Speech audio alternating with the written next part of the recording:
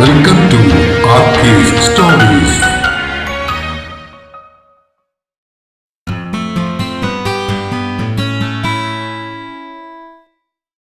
മടിക്കേരിയിലെ നിഗൂഢതകൾ ഭാഗം 16. രചനയും അവതരണവും രഘുദാസ് കട്ടുങ്കൽ.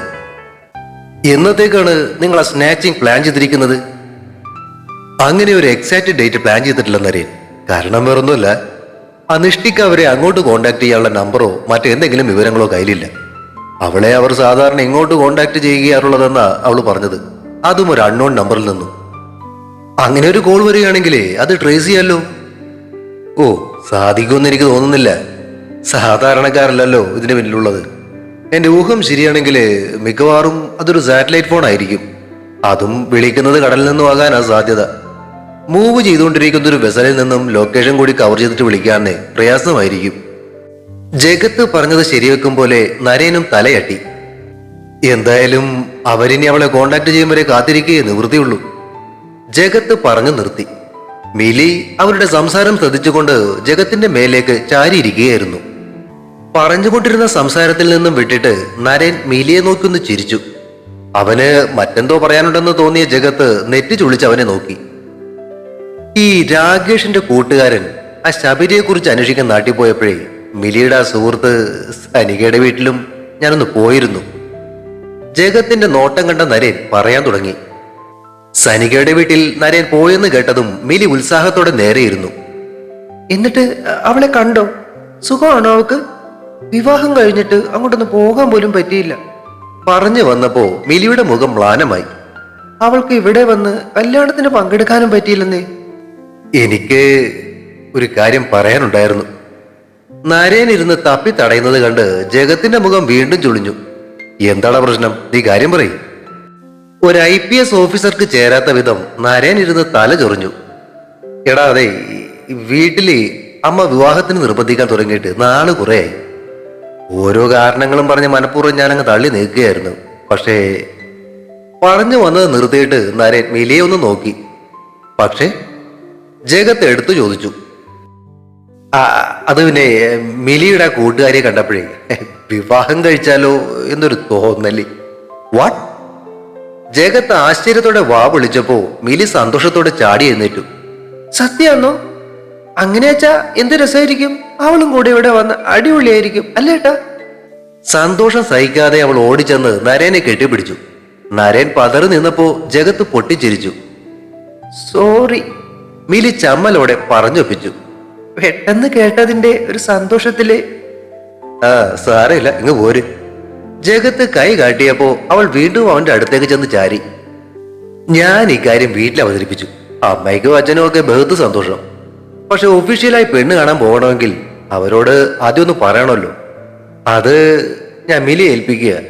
ഒരു ഡേറ്റ് ഫിക്സ് ചെയ്താലേ പെണ്ണ് കാണുന്ന ചടങ്ങ് നടത്തായിരുന്നു. കല്യാണത്തിന് കുറച്ച് ഗ്യാപ്പ് വേണമെന്ന് ഞാൻ വീട്ടിൽ ചോദിച്ച് അനുവാദം വാങ്ങിയിട്ടുണ്ട്. പക്ഷെ നിശ്ചയം എത്രയും പെട്ടെന്ന് നടത്തണമെന്ന അമ്മയുടെ അച്ഛൻ്റെ നിർബന്ധം. അക്കാര്യം കൂടി അവരോടൊന്ന് പറയുകയും വേണം. പിന്നെന്താ, ഞാൻ വേണം ഇപ്പൊ തന്നെ വിളിച്ചു പറയാം. താങ്ക് യു മിലി. എന്നത്തേക്ക് നാട്ടിലേക്ക് പോകാനാ പ്ലാൻ ചെയ്യുന്നേ? മൊബൈൽ എടുക്കുന്നതിനിടയിൽ അവൾ ചോദിച്ചു. അതിപ്പോ അടുത്ത സൺഡേ തന്നെ അങ്ങ് പോവാം. തലേ ദിവസം ഇവിടുന്ന് പോയാലേ അവിടെ പോയി ഏതെങ്കിലും ഹോട്ടലിൽ സ്റ്റേ ചെയ്യാം. അതെ, നിങ്ങൾ വരണം കേട്ടോ. മിലി ആശയോടെ ജഗത്തിനെ നോക്കി. വിവാഹത്തിന്റെ കാര്യം അമ്മ പറഞ്ഞ് അമ്മാവനിപ്പോ അറിഞ്ഞു കാണും. അതുകൊണ്ട് തറവാട്ടിലേക്ക് പോകാൻ സാധിക്കില്ല. നമുക്ക് അവിടെ ടൗണിൽ റൂം എടുക്കാം. അവൻ പറഞ്ഞപ്പോൾ മിലി സന്തോഷത്തോടെ തലയാട്ടി. അത് മതി, അവിടെ നല്ല ഹോട്ടലുണ്ട്. ഏകദേശം ചാടിത്തുള്ളുന്ന അവസ്ഥയിലാണ് അവളത് പറഞ്ഞത്. എങ്കിലേ നീ വിളിച്ച് അവരോട് കാര്യം പറയും. പിന്നെ പറയുമ്പോഴേ ഇവന്റെ വീട്ടുകാരെ കുറിച്ചും അങ്ങോട്ട് പറഞ്ഞേക്കൂ. പാലക്കാടാണ് ഇവരുടെ നാട്. പക്ഷെ ഇപ്പോ ഇവിടെ മടിക്കേരിയില്ല സ്ഥിരതാമസം. അച്ഛൻ വിശ്വനാഥൻ ഇവിടെ റവന്യൂ ഡിപ്പാർട്ട്മെന്റിലായിരുന്നു. അമ്മ കർണാടക ട്രാൻസ്പോർട്ട് കോർപ്പറേഷനിലും. ഒരേ ഒരു മകൻ നരേൻ വിശ്വനാഥൻ IPS. സുന്ദരൻ, സുമുഖൻ, സുശീലൻ. തൽക്കാലം ഇത്രയും കള്ളം പറഞ്ഞാൽ മതി. ബാക്കിയൊക്കെ നേരിൽ ചെല്ലുമ്പോ നമുക്ക് പറയാം.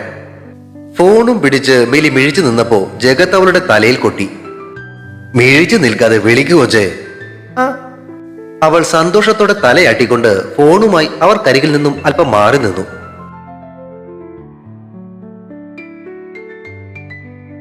ആഹാ, എന്നിട്ട് ആ പെണ്ണുകാളിലും നിശ്ചയം നടന്നു? സർവമതനൻ ഇടയിൽ കയറിയതോടെ ശ്രാവണി പറഞ്ഞുകൊണ്ടിരുന്നത് നിർത്തി തലയാട്ടി. ഓ സർ, ആ പെണ്ണുകാണലും നടന്ന് അത് കഴിഞ്ഞ് 2 ആഴ്ച കഴിഞ്ഞപ്പോ നിശ്ചയവും കഴിഞ്ഞു. ഓ, എന്നിട്ട് ഇപ്പോ ആ പെൺകുട്ടി എവിടെയാ ഉള്ളത്? നരേന് അപകടം സംഭവിച്ചു കോമയിലാണെന്നല്ലേ നിങ്ങൾ പറഞ്ഞത്? അപ്പോ പിന്നെ ആ പെൺകുട്ടി വേറെ വിവാഹം കഴിച്ചോ? നോ സർ, അവള് ഇവിടെ ഇപ്പൊ മടിക്കേരി തന്നെയുണ്ട്. വാട്ട്? ഇവിടെയോ? സർവമതനന്റെ മുഖത്തെ അത്ഭുതം കണ്ട് ശ്രാവണിക്ക് ചിരി വന്നു. അവൾ ഒളി കണ്ണിട്ട് ദിനൂപിനെ ഒന്ന് നോക്കി. ദിനൂപും അയാളുടെ ആംഗ്യ വിക്ഷേപങ്ങൾ കണ്ട് ചിരിക്കുകയായിരുന്നു. അതെ സർ, അന്ന് അവരുടെ നിശ്ചയം കഴിഞ്ഞ് ഏകദേശം 1 മാസം കഴിഞ്ഞപ്പോഴാ ജഗത്തും ശൈലേന്ദ്ര സാറും ഒക്കെ പ്ലാൻ ചെയ്തതുപോലെ ആ തട്ടിക്കൊണ്ടുപോകൽ നാടകം അരങ്ങേറിയത്. അപ്പോഴേക്കും നരേനും സനികയും തമ്മിൽ വളരെ അടുത്തു കഴിഞ്ഞിരുന്നു. അതുകൊണ്ട് തന്നെ നരേന് ആക്സിഡന്റ് സംഭവിച്ചപ്പോ അവൾ ഇങ്ങോട്ടേക്ക് പോന്നു. ഇപ്പോ അവളും നരേന്റെ അമ്മയോടും അച്ഛനോടുമൊപ്പം ഹോസ്പിറ്റലുണ്ട്. ഓഹോ, ദാറ്റ്സ് റിയലി ഗ്രേറ്റ്. ആ നരേനെ കാണാൻ പോകുമ്പോ ആ കുട്ടിയെ ഒന്ന് പരിചയപ്പെടണം. തീർച്ചയായും സർ. ആ ഓക്കെ, ബാക്കി പറയൂ. നിശ്ചയത്തിന് ശേഷം 1 മാസത്തിനുള്ളിൽ അന്ന് പ്ലാൻ ചെയ്തതുപോലെ കാര്യങ്ങൾ നടന്നിട്ടുണ്ടെങ്കിൽ അതിനൊക്കെ പുറകിലുള്ളവർ ആ നിഷ്ഠയെ കോണ്ടാക്ട് ചെയ്ത് കാണുമല്ലോ. അവര് കോണ്ടാക്ട് ചെയ്തു. പക്ഷെ അതിനു മുന്നേ മറ്റൊരു സംഭവം കൂടി ഉണ്ടായി. എന്താ അത്? റഷ്യയിൽ നിന്നും ജഗത്തിന്റെ മുറപ്പെണ്ണ് അനുപമ മാധവൻ വന്നു. ഇൻട്രസ്റ്റിംഗ്. അവരെപ്പോഴാ വന്നത്? വന്നിട്ട് പിന്നെ അവര് പ്രശ്നം വല്ലതും ഉണ്ടാക്കിയോ? പറയാ സാർ. ബാക്കി പറയാനായി ശ്രാവണി തയ്യാറെടുക്കുമ്പോൾ ആരോ വന്നത് അറിയിച്ചുകൊണ്ട് കോളിംഗ് ബെൽ മുഴങ്ങി. അലസനെ പോലെ ചടഞ്ഞുകൂടിയിരുന്ന സർവോധനൻ കാറ്റിന്റെ വേഗതയിലാണ് കസരയിൽ നിന്നും ചാടി എഴുന്നേറ്റ് മുൻവശത്തേക്ക് കുതിച്ചത്. ദിനൂപും ശ്രാവണിയും ആശ്ചര്യത്തോടെ എഴുന്നേറ്റ് അയാൾക്ക് പുറകെ മുൻവശത്തേക്ക് ധൃതിയിൽ നടന്നു. അവരെത്തുമ്പോഴേക്കും സർവമതനൻ മുൻവശത്തെ വാതിൽ തുറന്നിരുന്നു. അവിടെ എങ്ങും ആരും ഉണ്ടായിരുന്നില്ല.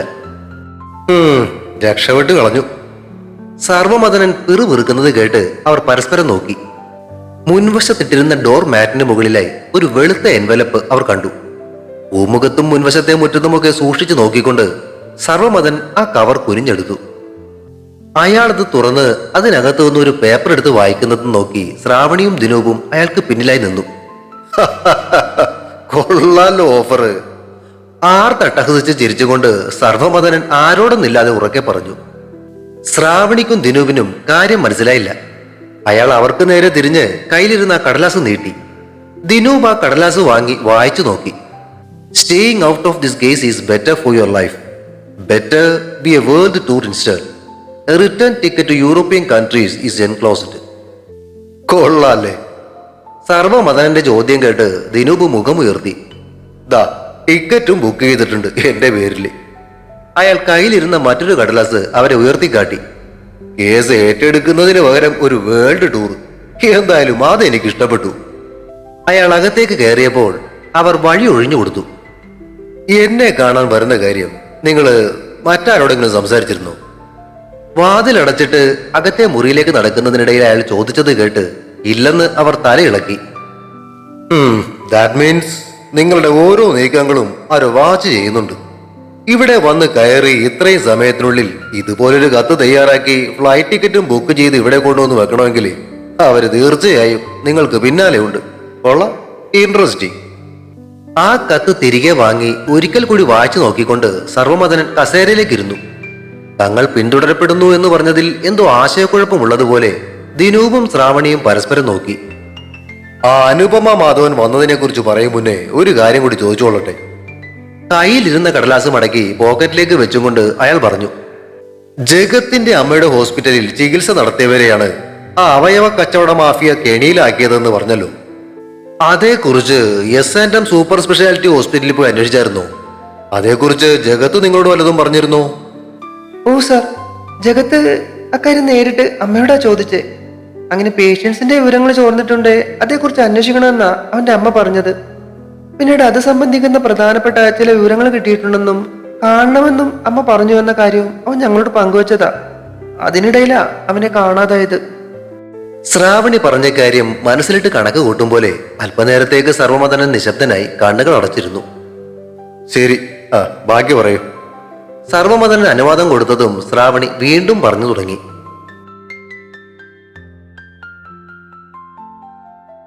ശ്രാവണിയുടെ വീട്ടിൽ വെച്ച് നടന്ന നിശ്ചയത്തിൽ ജഗത്തിന്റെ അമ്മാവനും അമ്മായിയും പങ്കെടുത്തിരുന്നു. ജഗത്തിനെയും മിലിയെയും കണ്ട അമ്മാവൻ മുഖം വീർപ്പിച്ചു നിന്നെങ്കിലും അമ്മായി സ്നേഹത്തോടെയാണ് മിലിയോട് സംസാരിച്ചത്. അമ്മായി നിർബന്ധിച്ചപ്പോ ജഗത്ത് പോയി അമ്മാവനോട് സംസാരിച്ചെങ്കിലും ദേഷ്യത്തിന്റെ ആ മഞ്ഞുരുകിയില്ല. നിശ്ചയത്തിന്റെ ചടങ്ങുകളെല്ലാം കഴിഞ്ഞ് നരേനും ബന്ധുക്കളും തിരികെ പോയതിനു ശേഷം മിലി സനികയുടെ മേക്കപ്പും ആഭരണങ്ങളും മാറ്റാൻ സഹായിക്കുകയായിരുന്നു. നീ കൂടെ മടിക്കേരിയിലേക്ക് വരുന്നുവെന്ന് അറിഞ്ഞപ്പോ എനിക്ക് എന്തുമാത്രം സന്തോഷമായിരുന്നു. മുന്നിൽ നിന്നും മിലി അത് പറഞ്ഞപ്പോ സനിക അവളെ കവളിൽ പിടിച്ചു കൊഞ്ചിച്ചു. നീയുള്ളിടത്ത് താമസിക്കാന്ന് കരുതിട്ടല്ലേ ഞാൻ ആ കോന്തനുമായിട്ടുള്ള വിവാഹത്തിന് സമ്മതിച്ചേ. അയ്യടാ, ഒന്ന് നോക്കട്ടെ മോളെ. അവൾ വിരലുകൾ കൊണ്ട് സനികയുടെ മുഖം ഉയർത്തി. ഞാൻ കണ്ടു പെണ്ണിന്റെ ഒരു നോട്ടം. കണ്ണുകൾ കൊണ്ട് ആ SP നോക്കി കുടിക്കായിരുന്നില്ലേ നീ? സനികയുടെ മുഖം ചുവന്നു. ഒന്ന് പോടി. അവൾ ചുമ്മാ മിലിയെ നോക്കി മുഖം വീർപ്പിച്ചു. അതിനിടയിലേക്കാണ് സനികയുടെ അമ്മ കടന്നു വന്നത്. മോളെ, കുട്ടനെ അന്വേഷിക്കുന്നുണ്ടേ. നിങ്ങള് ഇന്ന് തന്നെ മടിക്കേരിലേക്ക് പോകൂടി? സനിക ചോദിച്ചു. നാളെ രാവിലെയാ പോകുന്നേ. നിന്റെ ഏട്ടന്റെ ആ കേസ് കൂടുതൽ കോംപ്ലിക്കേറ്റഡ് ആവുകയാണെന്നാണല്ലോ പറയുന്നേ. സനികയുടെ കണ്ണുകളിലെ ആശങ്ക മിലി വായിച്ചെടുത്തു. നരേ പറഞ്ഞല്ലേ? നിന്നെ വെച്ചാ അവര് കളിക്കാൻ പോകുന്നതെന്ന് കൂടി പറഞ്ഞു. അവൾ കൈകൾ മിലിയുടെ ഇരു കവളുകളിലേക്കും വെച്ചു. സൂക്ഷിക്കണേ മോളെ. കുട്ടേട്ടനും നരേട്ടനും ഒക്കെ ഇല്ലേടി. അത് മാത്രമല്ല, ഏട്ടന്റെ കാര്യത്തിൽ എന്താ സംഭവിച്ചെന്ന് എനിക്കറിയണം സനി. എന്റെ കൺമുന്നിൽ വെച്ചാ. പറഞ്ഞു വന്നപ്പോൾ മിലിയുടെ തൊണ്ട ഇടറി. സനിക അവളെ ചേർത്ത് പിടിച്ചപ്പോൾ അമ്മ അവളുടെ മുടിയിൽ തലോടി. ചെല്ല് മോളെ, കുട്ടൻ കുറെ നേരമായി കാത്തു നിൽക്കുന്നു. അമ്മാവനും അമ്മായും കൂടെയുണ്ട്. അങ്ങേരുടെ ദേഷ്യം കുറഞ്ഞെന്ന് തോന്നുന്നു കേട്ടോ. സനികയോട് യാത്ര ചോദിച്ചിട്ട് കയ്യിലിരുന്ന കർച്ചീഫ് കൊണ്ട് കണ്ണു തുടച്ചും കൊണ്ട് മിലി പുറത്തേക്ക് ഇറങ്ങി. അവിടെ സനികയുടെ അച്ഛനോട് സംസാരിച്ചുകൊണ്ട് ജഗത്തും അമ്മാവനും അമ്മായും നിൽക്കുന്നുണ്ടായിരുന്നു. അവളെ കണ്ടതും അമ്മായി അവളുടെ കൈ കയറി പിടിച്ചു. വാ മോളെ, നമുക്ക് വീട്ടിലേക്ക് പോവാം. മിലി ജഗത്തിനെ നോക്കി. അവൻ ചിരിയോടെ തല ഇളക്കി. കാർ ഒഴിഞ്ഞിരുന്നെങ്കിലും അമ്മാവന്റെ മുഖത്തെ മ്ലാനത വിട്ടുപോയിട്ടില്ലെന്നത് അവൾ ശ്രദ്ധിച്ചു. അമ്മായിയോടൊപ്പം മുന്നിൽ നടക്കുമ്പോൾ ആശങ്കയോടെ ഇടയ്ക്ക് അവൾ തിരിഞ്ഞു നോക്കിക്കൊണ്ടിരുന്നു. അവളെ ആശ്വസിപ്പിക്കാൻ എന്നോണം ജഗത്ത് കണ്ണുകൾ ചിമ്മിച്ചിരിച്ചു. കുട്ടേട്ട എന്നൊരു വിളിയാണ് തറവാടിന്റെ പടി കടന്നപ്പോൾ അവരെ സ്വാഗതം ചെയ്തത്. അമ്മാവന്റെയും അമ്മായുടെയും മുഖങ്ങൾ സന്തോഷം കൊണ്ട് നിറയുന്നതും തറവാടിന്റെ പടികളിൽ നിന്നും ഒരു പെൺകുട്ടി ഓടി ഇറങ്ങി വരുന്നതും മിലി കണ്ടു. തോളൊപ്പം വെട്ടി നിർത്തിയിരുന്ന ആ പെൺകുട്ടിയുടെ മുടിയിലേക്കാണ് മിലിയുടെ ശ്രദ്ധ ആദ്യം പോയത്. ബ്രൗണും ഓർഗണ്ടിയും കളറുകളിൽ ഇടകലർന്ന് മനോഹരമായ മുടി. ജീൻസും ഒരു സ്ലീവ്ലെസ് ബനിയനുമായിരുന്നു അവളുടെ വേഷം. മനോഹരിയായ പെൺകുട്ടി അതിമനോഹരമായി ചിരിച്ചും കൊണ്ട് ഓടി വന്ന് ജഗത്തിനെ കെട്ടിപ്പിടിച്ചു. മിലിയുടെ മുഖം മഴക്കാർ കൊണ്ട് മൂടി. തുടരും. മടിക്കേരിയിലെ നിഗൂഢതകൾ അടുത്ത ഭാഗം ഉടൻ പ്രതീക്ഷിക്കുക. സബ്സ്ക്രൈബ് ചെയ്യാത്തവരുണ്ടെങ്കിൽ ദയവായി സബ്സ്ക്രൈബ് ചെയ്ത് സപ്പോർട്ട് ചെയ്യണേ. കഥയ്ക്ക് അഭിപ്രായങ്ങളും ലൈക്കുകളും ഹൈപ്പും ഒക്കെ നൽകുന്നതിനോടൊപ്പം തന്നെ കഥയുടെ ലിങ്ക് സാധിക്കുന്നവർക്കൊക്കെ ഒന്ന് ഷെയർ ചെയ്തുകൂടി കൊടുത്തേക്കണേ. Thank U.